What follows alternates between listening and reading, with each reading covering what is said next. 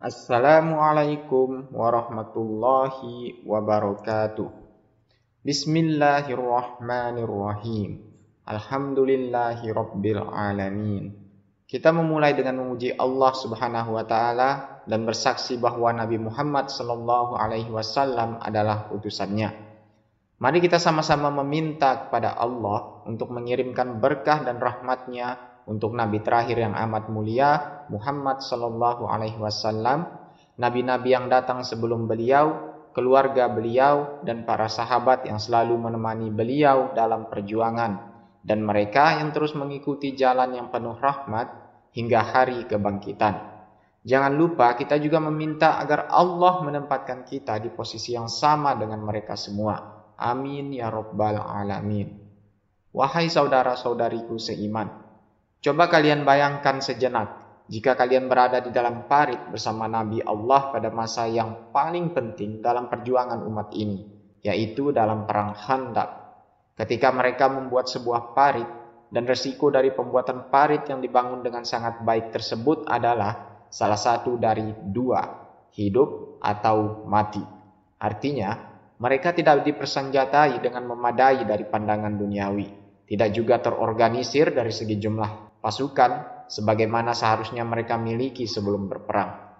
Tapi dari segi duniawi, semuanya bergantung pada pekerjaan yang satu ini, yaitu membuat sebuah parit yang akan melindungi Nabi Allah Muhammad sallallahu alaihi wasallam dan para sahabatnya radhiyallahu an dan semua penduduk Madinah dari kebrutalan salah satu pasukan terbesar yang pernah disaksikan oleh bangsa Arab.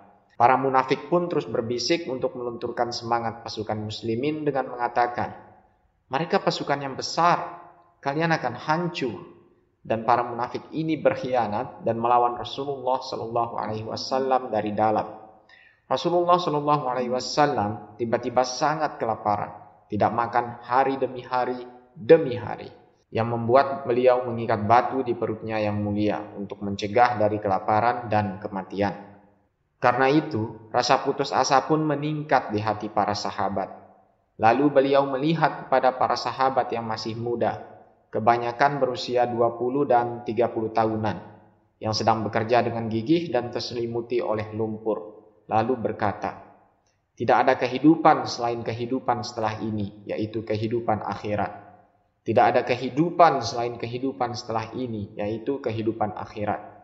Bisa berkata demikian pada saat seperti itu, di mana kematian sangatlah dekat, di mana sedikit saja bagian parit yang roboh akan menghancurkan semua rencana mereka. Dan kalian besar kemungkinan akan menghadapi pembunuhan massal. Namun, dengan penuh percaya diri dan keyakinan mengatakan, ya Allah, tidak ada kehidupan selain kehidupan setelah mati. Ini tidaklah nyata. Terutama ketika Rasulullah Shallallahu Alaihi Wasallam berdoa untuk kaum Ansor dan Muhajirin, penduduk Madinah dan Mekah. Rasulullah Shallallahu Alaihi Wasallam melihat ke arah para pemuda Ansor yang ayahnya juga meninggal di usia muda, tetapi bukan karena berjuang untuk Islam atau tidak melakukan hal baik apapun selain berperang untuk keburukan. Anak-anak muda yang tidak dapat menikmati kehidupan normal, seperti itulah mereka. Dan Rasulullah Shallallahu Alaihi Wasallam melihat ke arah mereka untuk mengatakan bahwa kehidupan yang sebenarnya bukanlah di sini. Kehidupan kalian yang sebenarnya adalah ketika kamu meninggal dunia. Ada sesuatu yang indah dan kuat dari perkataan ini. Karena kita hidup pada masa di mana banyak kematian mendadak, banyak yang meninggal di usia muda. Terkadang kita melihat seseorang mati muda dan kalian berpikir, dia tidak merasakan hidup sepenuhnya karena tidak bisa merasakan nikmatnya dunia. Apa yang orang lain miliki di dunia ini? Lihatlah anak-anak muda. Kalian ini seorang manusia. Kalian punya kesedihan. Jadi kalian mungkin berpikir, mereka bisa saja memiliki kehidupan yang jauh lebih baik dalam kehidupan ini. Mereka belum sempat wisuda, belum merasakan pernikahan, belum melakukan ini, melakukan itu, mengunjungi tempat ini dan tempat itu, memiliki ini, memiliki itu, dan lain-lain. Terkadang, jika kalian melihat pemuda yang taat, kalian mengatakan hal yang sama, yakni mereka kehilangan dunia ini.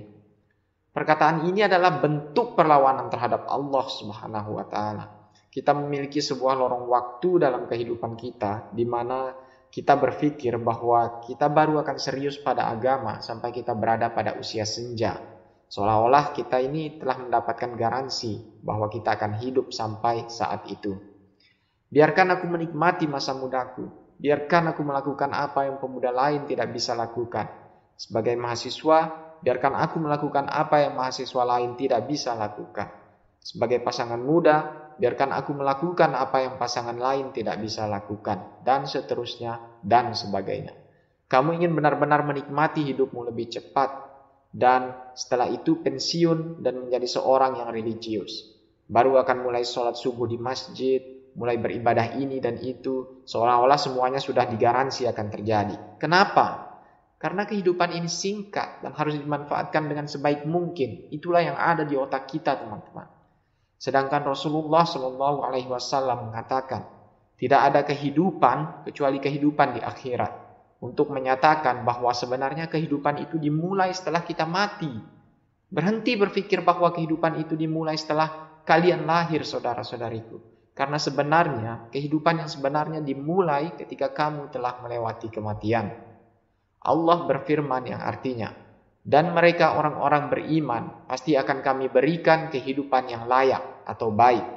Akan ada beberapa hal di dunia ini, kamu akan mendapatkan keyakinan yang kuat akan surga di hatimu. Kehidupan yang baik bukanlah di sini, tetapi kehidupan yang baik adalah yang akan datang setelah kehidupan ini. Disitulah kehidupan yang sebenarnya. Disitulah kehidupan yang sejati. Dan subhanallah, lihatlah kebalikan dari hal itu.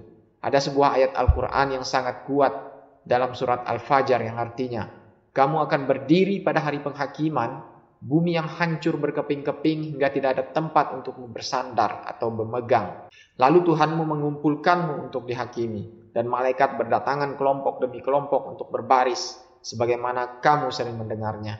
Kemudian neraka dihadirkan, lalu pada saat itu subhanallah, kebaikan apa yang kamu peroleh pada saat itu? Apa manfaatnya kita memikirkan akibatnya pada saat itu? Lalu kalian akan berkata, oh, andai saja aku berusaha untuk kehidupanku. Aku berharap aku bisa mempersiapkan kehidupanku. Aku berharap bisa memanfaatkan masa hidupku di dunia ini. Harap, dan harap itu saja yang bisa kita lakukan ketika kita sudah berada di hadapan hari penghakiman, teman-teman. Karena pada saat itu kalian menyadari bahwa tidak ada kehidupan kecuali kehidupan setelah kematian. Allah berfirman, kami akan memberikan mereka kehidupan yang baik dan akan kami berikan berdasarkan amalan-amalan mereka. Wahai saudara-saudariku, ketika kamu mulai menghadapi kematian sebagai awal mula kehidupan, itu tidak akan membuatmu menjadi seorang yang pesimistis. Bahkan itu akan membuatmu jauh lebih optimistis. Karena kalian mempersiapkan sesuatu yang kalian tahu akan terjadi dan kalian tahu itu nyata. Hal lainnya yang kalian persiapkan di dunia ini, apapun itu, ada ketidakpastian di dalamnya. Berapa banyak orang yang meninggal dalam kecelakaan mobil saat sedang menuju ke acara pernikahannya. Berapa banyak orang yang meninggal ketika esok harinya akan diwisuda. Ingat, hal lainnya di dunia ini tidaklah pasti. Kematian itu pasti. Jadi orang-orang beriman itu adalah orang yang optimistis. Karena mereka tahu bahwa kehidupan di dunia ini hanya untuk mempersiapkan kehidupan di akhirat. Semoga Allah menjadikan kita bagian dari mereka yang hidup dalam kebaikan selamanya. Bersama Nabi kita tercinta Muhammad Sallallahu Alaihi Wasallam di bawah arsy Allah di surga level tertinggi. Semoga Allah memudahkan kita untuk melewati perjalanan ini layaknya seorang yang berjalan dan beristirahat di bawah sebuah pohon. Semoga Allah memberikan kita hidayah berupa pemikiran bahwa hidup yang sebenarnya adalah hidup kita setelah mati. Sehingga kita bisa melewati ujian dalam perjalanan yang singkat ini untuk menggapai tujuan yang sejati, yaitu wajah Allah Subhanahu wa Ta'ala. Assalamualaikum warahmatullahi wabarakatuh.